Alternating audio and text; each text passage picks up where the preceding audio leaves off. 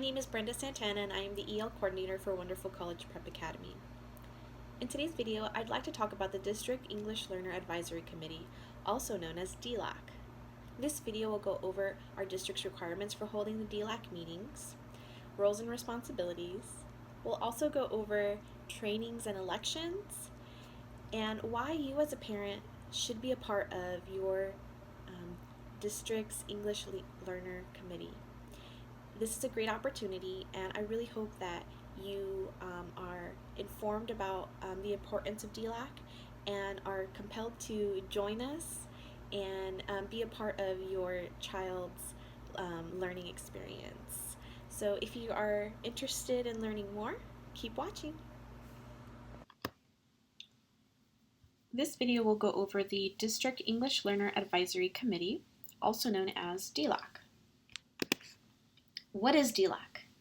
DELAC is a district-level English Learner Advisory Committee comprised of parents, staff, and community members designated to advise district officials on English learner programs and services. Why is it important to get involved? At WCPA, our DELAC meets to discuss the diverse needs of our English learner students. We need you to come, share your feedback, and tell us how we can best support your child and family. We have families that speak a variety of languages and need language support. Our EL students and their families speak at least one or more of the languages, including but not limited to Spanish, Filipino, Punjabi, and Cambodian. Requirements. Each California public school district with 51 or more English learners must form a District English Learner Advisory Committee, or DELAC, unless the district designates for this purpose a subcommittee of an existing district-wide advisory committee. Responsibilities. The DELAC shall advise the school district governing board on at least the following tasks. 1. Development of a district master plan for education programs and services for English learners. 2. Conducting a district-wide needs assessment on a school-by-school basis. 3.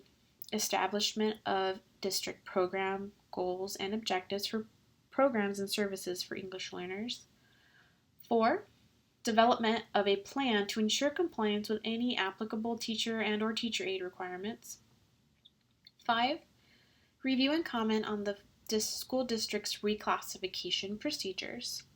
I'm going to pause here on the fifth responsibility, reclassification procedures.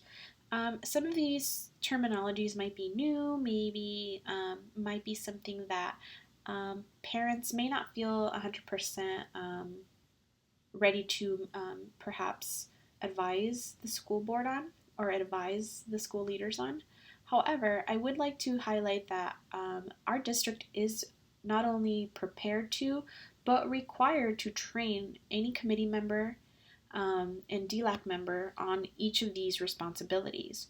So if you're feeling like these responsibilities may be a little bit out of your capacity, nothing to worry about. Our district is prepared and will train each and every one of our DELAC members on these 7 responsibilities.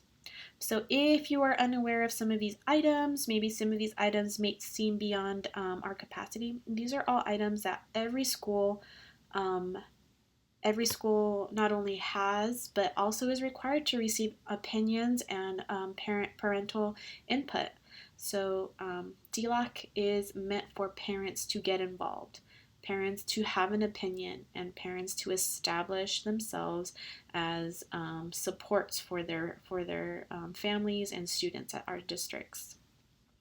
So I hope that gives you a better understanding of some of the responsibilities. Yes, might be intimidating, but impossible to give an opinion on? Absolutely not. We will make sure that all of you are supported, trained, and well-versed in each of these responsibilities.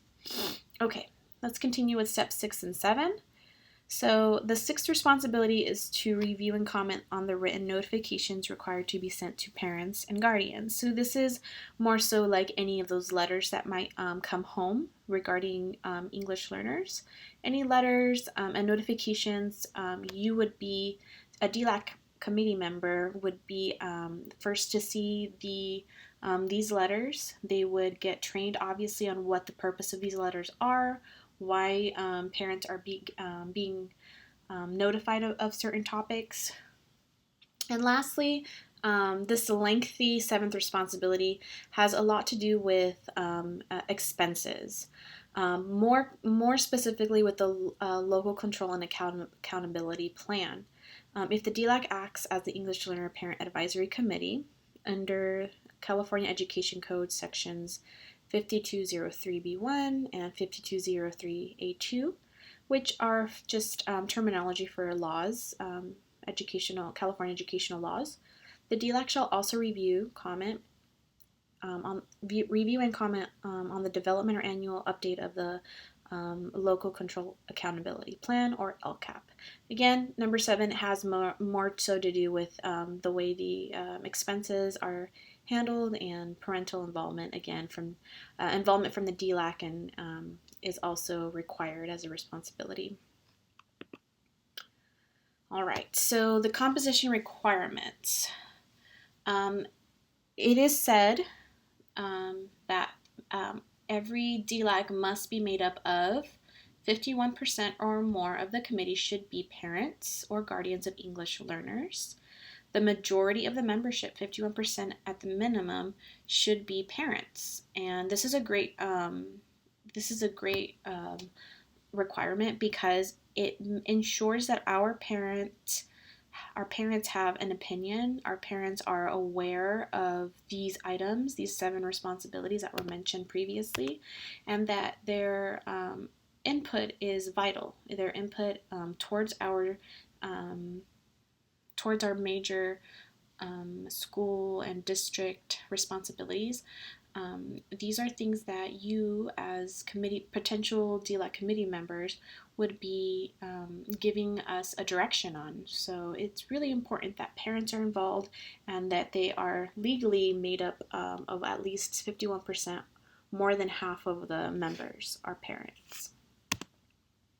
All right, elections. Now this one can be a tricky one to explain, but let's get into the difference between ELAC and DELAC. So DELAC is what this entire video is about, our district-wide English Learner Advisory Committee. Notice that it has a D in front of it.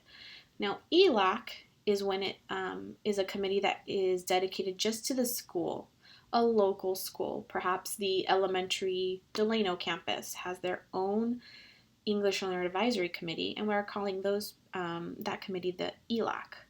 There can be multiple ELACs throughout the district, right? We can have an elementary Delano ELAC, a middle school ELAC, a high school ELAC at the Delano campus, and then we have 3 other schools at Lost Hills. And each of those schools, the elementary Lost Hills, the middle school Lost Hills, the high school Lost Hills, can each have their own ELAC, or an advisory committee that is really made up just to advise on each school thing. Now, according to the elections, an ELAC should have the opportunity to elect at least one of its members to be a site representative of the DELAC, DELAC member. So that's kind of just, that's where the waters can be a little bit muddy. These two would work together. Our school ELACs would work with the district-wide ELAC and have communication and representation between each other. All right, let's go on to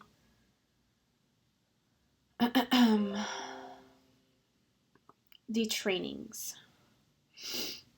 School districts shall provide DELAC members with appropriate training materials and training which will assist them in carrying out their required advisory responsibilities. Now, as I mentioned earlier with the 7 responsibilities that legally a DELAC should advise on, there will be trainings, multiple trainings throughout the year on each of those 7 responsibilities.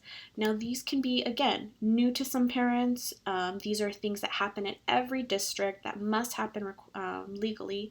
And in order for DELAC members to advise to advise on these topics, we are required as a district to be trained, to train you, and to potentially give you all of the tools that you would need to make a decision to have a sound opinion on each of those 7 responsibilities. So again, DELAC members would have appropriate training materials, which will assist you in carrying out those required advisory responsibilities. Okay, so this is the end of our presentation on DELAC. I hope you learned and got a better understanding of the purposes of having a DELAC. If you're interested in becoming a member and becoming a parent who is involved, who has an opinion, who advises the district on the topics mentioned earlier, please reach out to Brenda Santana. Her phone number is listed here, and email as well. And you can also call the school and reach Brenda that way as well. Remember that together with parents, with DELAC, the possibilities are endless for our students. So I hope you're encouraged to join. I hope you're encouraged to be a part of what can be an amazing involvement, an amazing stride towards English learners' success. Thank you, and have a great, wonderful day.